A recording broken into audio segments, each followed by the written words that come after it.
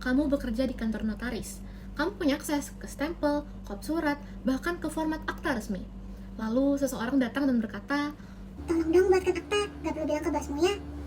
apa yang akan kamu lakukan?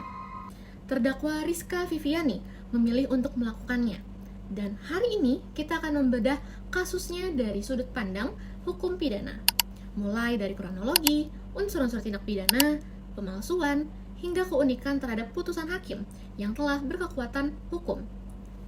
Tapi sebelum itu, perkenalkan nama saya dari kelas C Universitas Lambung Mangkurat. Video ini saya buat untuk ulangan akhir semester 4 mata kuliah tindak pidana tertentu dalam KUHP dengan dosen pengampu Bapak Profesor Dr. Ifrani SHMH. Selamat menyaksikan. Semua bermula di sekitar bulan Maret tahun 2018, terdakwa Rizka Viviani, seorang staf di kantor notaris Syarif Hidayatullah SHMKN, dihubungi oleh seseorang yang bernama Muhammad Yusuf. "Mbak Rizka, tolong dong buatkan akta kesepakatan dan pembagian harta bersama antara Ahmad Juliandi dan Fitria Ningsih. Gak perlu melalui notaris ya." Dan Rizka, dia setuju, padahal dia tahu betul ini melanggar prosedur resmi. Inilah yang disebut dalam hukum sebagai kesengajaan, dolus atau abzat. Rizka kemudian melakukan serangkaian tindakan aktif yang membentuk tindak pidana. Mari kita simak satu persatu. Yang pertama, menyusun draft akta sendiri tanpa sepengetahuan atau izin dari notaris Syarif Hidayatullah. Yang kedua, mencantumkan nama saksi Desi dan Linda yang sudah tidak bekerja di kantor itu. Yang ketiga, memasukkan tanda tangan notaris Syarif Hidayatullah pada bagian pejabat. Yang keempat, menempelkan materai resmi untuk memberikan kesan keaslian. Yang kelima, membubuhkan stempel resmi kantor notaris secara ilegal. Yang keenam, memberikan nomor register palsu, nomor 87, tertanggal 20 Maret tahun 2018. Yang ketujuh, menyerahkan dokumen kepada pihak yang berkepentingan untuk dikirim ke Bank Mandiri. Nah, perhatikan betapa sistematisnya dan terencananya perbuatan ini. Ini bukanlah kesalahan, ini adalah serangkaian aksi deliberate, disengaja, dan terstruktur. Akta palsu ini tidak hanya ia simpan, tapi ia dikirimkan ke Bank Mandiri, kantor wilayah 2, Palembang, sebagai syarat administratif untuk pengajuan top-up pinjaman kredit atas nama Ahmad Juliandi. Tapi kejahatan tidak sempurna. Bank Mandiri curiga karena bahasa hukum dalam akta terasa sangat janggal. Mereka melakukan konfirmasi ke notaris Syarif Hidayatullah. Dan inilah smoking gunnya. Nomor 87 tanggal 20 Maret tahun 2018 yang dipakai Rizka ternyata sudah dipakai untuk akta jaminan fidusia atas nama Mega Andrian. Nomor register yang sama dipakai 2 kali untuk akta yang berbeda. Ketahuan deh. Notaris Syarif Hidayatullah merasa sangat dirugikan dan melaporkan kejadian ini ke polisi. Pemeriksaan laboratorium kriminalistik membuktikan tanda tangan pada akta palsu bersifat non-identik dengan tanda tangan asli notaris.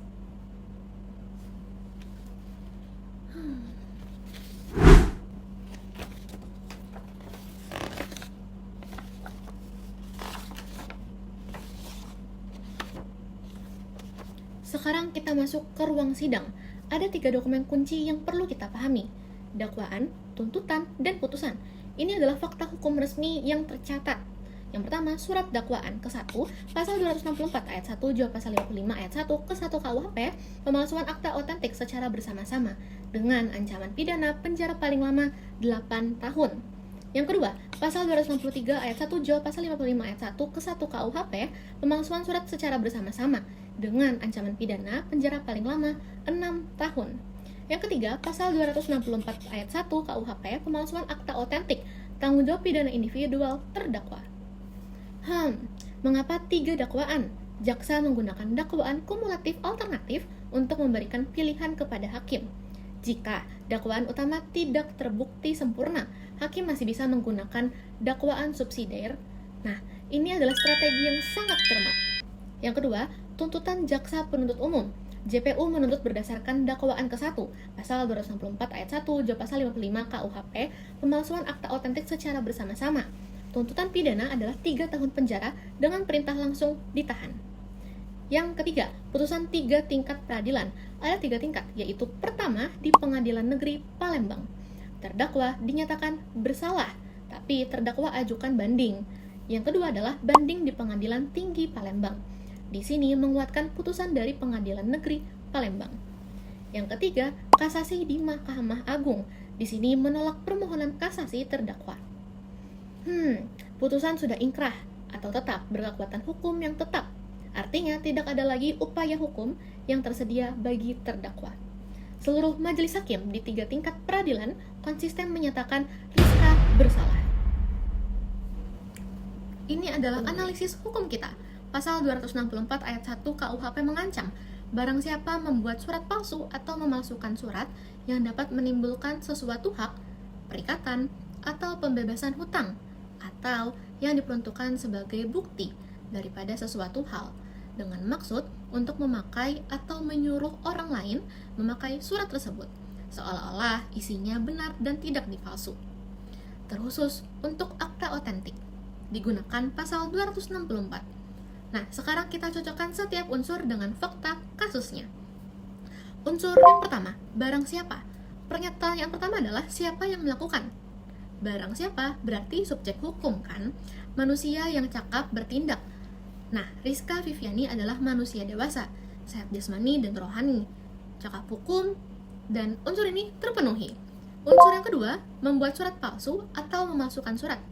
Ini adalah actus reus, perbuatan jahatnya. Rizka secara aktif mengetik draft akta sendiri, memalsukan tanda tangan notaris, membubuhkan stempel resmi tanpa izin, dan memberi nomor register palsu. Unsur ini terpenuhi dengan bukti berupa hasil lab kriminalitis yang menyatakan tanda tangan non-identik. Unsur yang ketiga, terhadap akta otentik.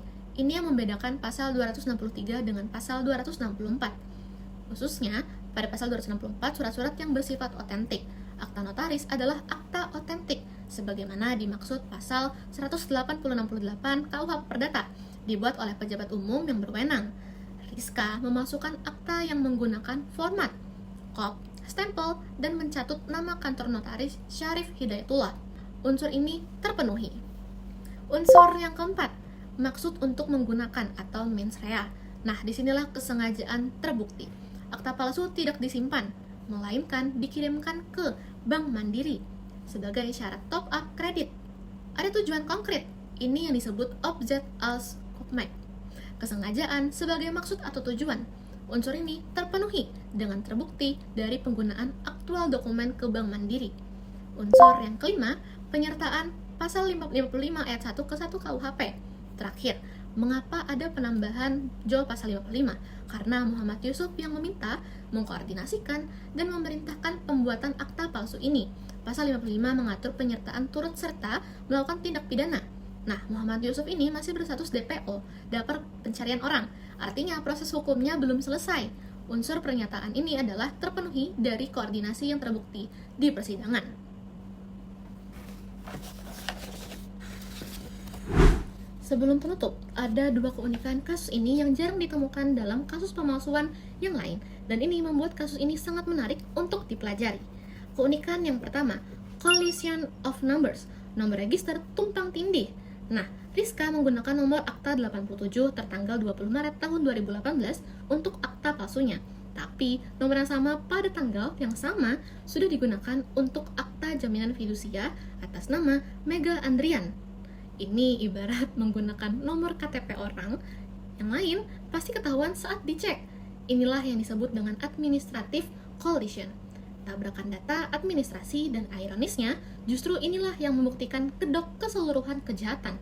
Tanpa ketelitian Bank Mandiri, mungkin kasus ini tidak akan pernah terungkap. Nah, keunikan yang kedua, ghost witnesses, saksi yang sudah tidak ada. Nah, Rizka mencantumkan nama Yulfa Sanova dan Nina Maria sebagai saksi akta. Masalahnya, keduanya sudah bukan pegawai kantor notaris saat akta dibuat. Ini adalah strategi yang cerdas secara kriminal, tetapi ceroboh secara verifikasi. Rizka memilih nama yang familiar di lingkungan notaris agar terkesan resmi, tapi ia lupa bahwa data kepegawaian bisa diverifikasi. Nah, dalam ilmu forensik, dokumen ini disebut false attestatio, pemalsuan keterangan saksi. Ini bukan hanya pemalsuan tanda tangan, tapi pemalsuan seluruh administrasi kesaksian yang menjadi syarat sahnya akta notaris, menurut Undang-Undang Jabatan Notaris. Kasus Rizka Viviani bukan sekedar kisah kriminal. Ini adalah pelajaran berharga yang akan saya jelaskan dalam beberapa poin. Yang pertama, integritas profesi, akses dan kepercayaan harus dijaga, bukan disalahgunakan. Yang kedua, kesengajaan hukum, dolus atau objek yang jelas membuat pertanggungjawaban tidak bisa dihindari. Yang ketiga, bukti forensik. Lab kriminalistik adalah senjata utama pembuktian pemalsuan. Yang keempat, sistem administrasi. Celah administrasi dapat menjadi pintu tindak pidana. Yang kelima, penyertaan pelaku di balik layar atau yang tidak boleh lolos dari pertanggungjawaban. Nah, dari kasus ini, kita belajar bahwa dalam hukum pidana tidak ada tindak pidana yang sempurna. Selalu ada celah yang membuka tabir kebenaran. Dan tugas kita sebagai sarjana hukum adalah memastikan kebenaran itu benar-benar ditegakkan. Bukan hanya untuk pelaku dihadapkan pada persidangan, tapi juga untuk semua yang terlibat dalam sistem. Terima kasih sudah menyaksikan Kriminologi Akta ketika stempel menjadi senjata.